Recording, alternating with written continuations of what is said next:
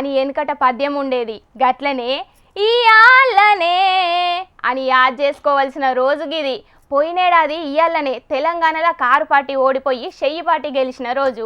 ఇక రోజును ఓపారి యాద్ చేసుకుంటా గప్పటి సంధి గీ ఏడాది దాకా ఏమైందనేది పురాగా మాట్లాడుకుందాం పాండి.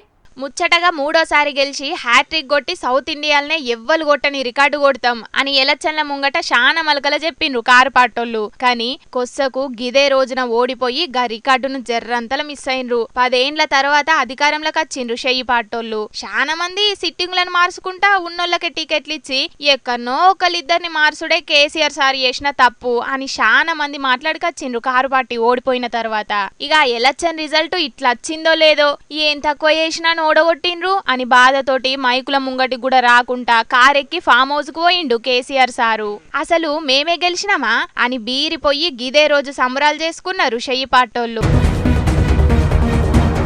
పోయినేడాది గిదే తారీఖు నాడు గెలిచిన షెయ్యి పార్టీకి జనాల వ్యతిరేకత రానికి ఎక్కువ టైం ఏం పట్టలే. ఇక మళ్ళా గిదే తారీఖు లోపట్నే మస్తుగా వ్యతిరేకత వచ్చింది. పాలిచ్చే బర్రెను కాదని జాడిచ్చి తన్నే దున్నం తెచ్చుకున్నట్టయింది మా పరిస్థితి అని తలకాయలు పట్టుకుంటున్నారు జనాలు. అచ్చే ఎలక్షన్లకు మళ్ళా అధికారంలోకి అత్తదో రాదో అనే తట్టున్నది షెయ్యి పార్టీ పరిస్థితి.